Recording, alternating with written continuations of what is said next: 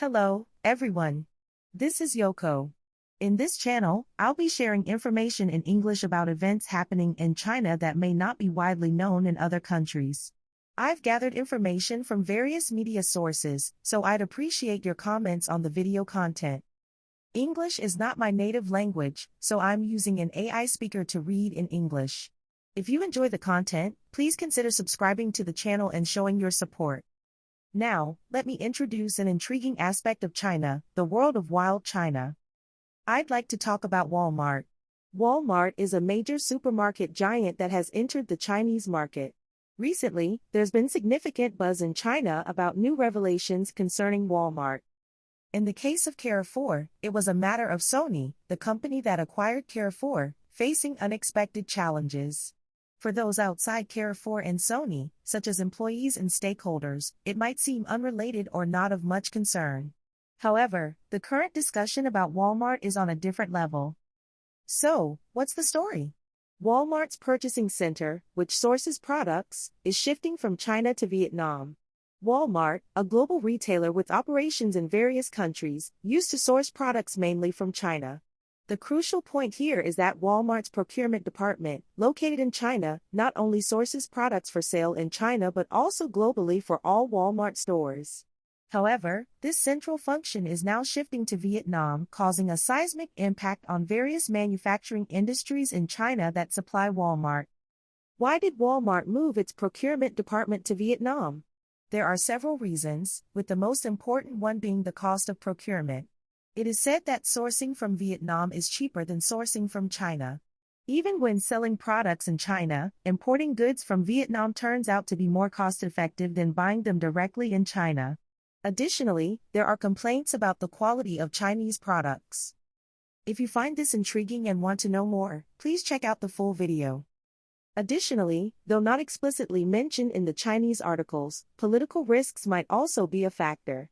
The world is currently polarized, especially with uncertain developments in the relationship between the United States and China. Since the time of the Ukraine war, there were speculations that China supported Russia, creating tension with countries like the US and Europe, who support Ukraine.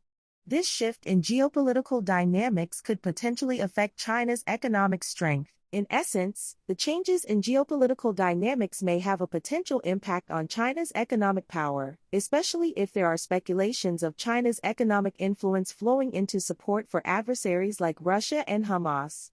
This contradiction is becoming more significant, and the ideal scenario of conducting business with China while being at odds with countries like Russia and Hamas is becoming increasingly untenable. Furthermore, looking into the future, there is a possibility that relations between the West and China could deteriorate significantly. Opinions on this matter may vary among individuals, but there's a notion that Jewish people control the West. Regardless of the validity of such claims, considering China's simultaneous stance as both an adversary and a business partner with Israel raises questions about how Jewish people perceive the relations between the West and China. If one were to assume that relations between the West and China would continue as before, it might be quite dangerous. However, this could also depend on the situations in Israel and Ukraine. At least, as things stand now, doing business with China, especially for Western companies, seems risky. This could be one of the reasons why Walmart, instead of sourcing from China, decided to move its procurement to Vietnam. Anyway, with Walmart shifting its procurement center from China to Vietnam, the Chinese companies that have been doing business with Walmart are at risk of losing a major customer. Walmart, being a global player, doesn't just buy and sell in China but operates worldwide. So, this move to Vietnam means a significant shakeup for Chinese companies that have been associated with Walmart. Listening to this, you might find it a bit odd. The reason being, China is currently facing a severe unemployment problem. The Chinese Communist Party has stopped announcing the unemployment rates of the youth. The government has declared its intention to address the employment issue among the youth, but even with such promises, if the numbers continue to be terrible, it could affect the credibility of the government. Therefore, they may avoid disclosing such information. This unemployment situation suggests that there is an abundance of labor in China. Lowering labor costs could be a way to offer cheaper products, but there are limits. Even if companies are willing to reduce wages, they cannot resort to practices like slave labor when dealing with foreign businesses, as it would face criticism. So, even with efforts to lower costs, there are limitations. Hence, Walmart's decision to move procurement to Vietnam could have been influenced by various factors, including rising labor costs in China, geopolitical uncertainties, and the potential risks of doing business with China. This move could lead to further job losses and economic challenges within China.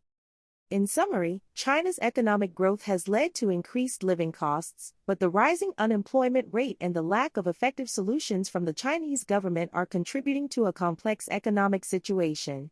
The move of businesses like Walmart to Vietnam adds an interesting dimension to this dynamic, and the future trajectory of China's economy remains uncertain. The impact on people's lives is substantial, and the potential for a downward spiral in consumer spending is a cause for concern. While the West may be cautious about doing business with China due to geopolitical tensions, the focus will now be on how Vietnam manages its growth and whether it can learn from China's mistakes to build a stable, fair, and equal society. This concludes our discussion for this time. Until the next video, take care.